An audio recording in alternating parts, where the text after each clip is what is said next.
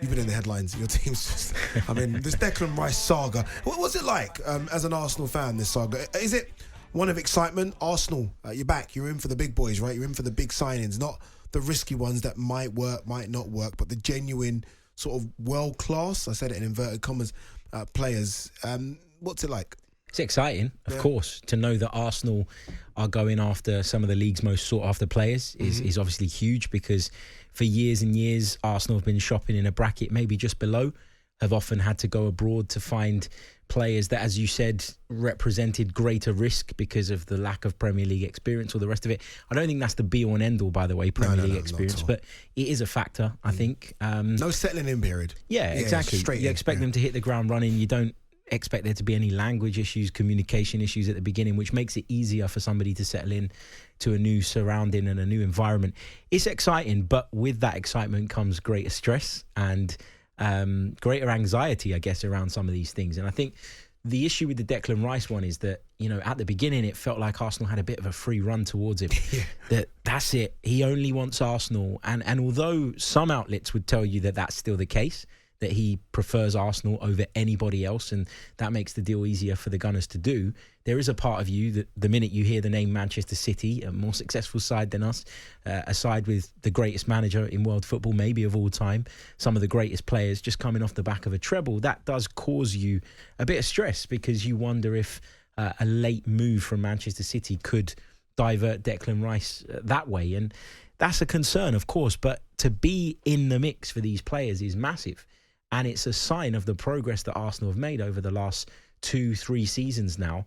And one of the things that's frustrated me, actually, over the last few days when talking about this Declan Rice saga in different places, is that the disrespect shown to what Arsenal have done over the last couple of years. I think people are very quick to dismiss the appeal of Arsenal as a football club and of Mikel Arteta as a manager and of this project, and are very quick to go, well, he wants to win trophies, so he's obviously going to go to Man City. It isn't that cut and dry. There are other factors at play here, and it drives me insane that they get overlooked. Such as the fact that Arsenal would certainly be able to give Declan Rice more guarantees around his role within the side. You know, Mikel Arteta could say to Declan Rice, you're going to play every single week. Pep Guardiola can't do that. Yeah. You know, he to me doesn't look like a Pep Guardiola player, first and foremost. But secondly, I don't think he'd be a priority to Manchester City, a priority target. I think he might be maybe second or third. He's not the number one by any stretch of the imagination. And I personally think City would be reluctant maybe to drop that money on him, given that they've got so many other options there. Yeah. But I've said for a long time, sorry to cut across you, I've said for a long time, I mean, me and Roy were going back and forth on this for ages. I said, go Arsenal. And look, I've been shut down by some former players to say, no, you go to the big one, you go to the team that are winning. I'm like, well, no, you go for the challenge. And some will say there's a challenge in Man City in the fact that he has to get into the squad, get into the starting 11. He'll get into that eventually. I say the challenge is at Arsenal. You're going in there and you have to deliver immediately. You're going in there and the expectations are that you are the missing piece they need in order to kick on for next season. You're going in there to chase the behemoth down. Do you know what I mean? You're going in there to make the difference. Yeah, I find it quite a weak move going to a team that's just won the treble. I wouldn't say it's weak. Like, I don't want to knock him for maybe even considering going to Man City. No, I think of course not. No, I mean, there's a huge appeal there. But at the end of the day, I think there are so many other factors at play here.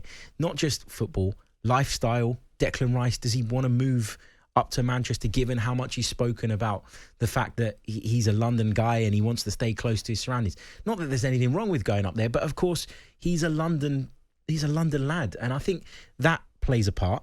I think the fact that he obviously has been having conversations with Arsenal for a long time and has been convinced over a period of time that this is a place for him to go, and there are so many people within the game that talk really highly right now of Mikel Arteta and where this Arsenal side, this young Arsenal side, by the way, can go.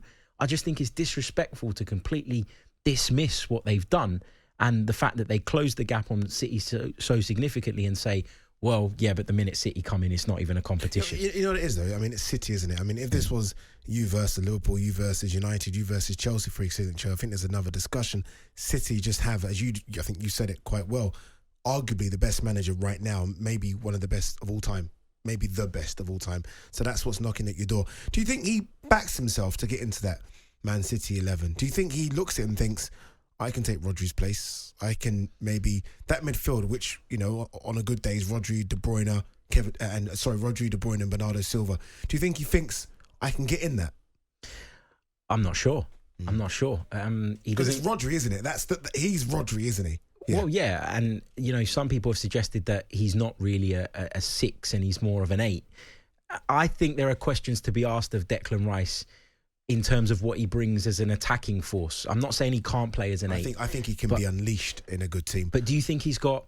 And I agreed with some of the stuff that Graeme Souness was saying on here about. I don't think he's got that cute past that I know Graeme Souness likes about that. He's not that, isn't he? He's not the David Silva, he's not a Bernardo Silva, he's certainly not Nico Gundogan, it's just gone. He's not that type of player. But I think playing at West Ham, he's almost had to play 4 or 5 different roles. I think the idea now of him just being, even at Arsenal or at City or one of the big boys, the fact that he can just now focus on him, I think he will be unleashed. Honestly, I think there's another level to Declan Rice that we've not seen yet. But then you'd have to assume that Pep Guardiola would be open to adapting the way he sets up his midfield, because he's never set up with a Declan Rice type player in that type of position. You could argue and say he's never before had to set up with a Haaland-like player in that position. Yeah. Do you know what I mean? I remember when Haaland went there, I was like, well, he's a bit different though, isn't he, from Aguero? And, he's not really in that false 9 that, that Pep likes. And all of a sudden it's worked and they won a treble. So I do think there's something in it. Look, we could spend all night talking about Declan Rice. What about your other targets? Timber, how do you think that one plays out? We heard this evening that Arsenal have gone in with another bid. We heard this morning that it was expected today, and this evening there have been further reports to say that is sort of happening, that Arsenal have put this bid in of around about £41.5 million in value. Arsenal do like those kind of bids, don't they? They do. Who bids 41.5 million? Who does that? Well, if you can get him for 41.5, why pay more? It's 41.5 million plus a couple of quid. It's like you going into the supermarket, picking up a pack of Pringles. It says $1.99 on it, and you say, no, it's all right, I'll give you $2.50. Why? Why would you?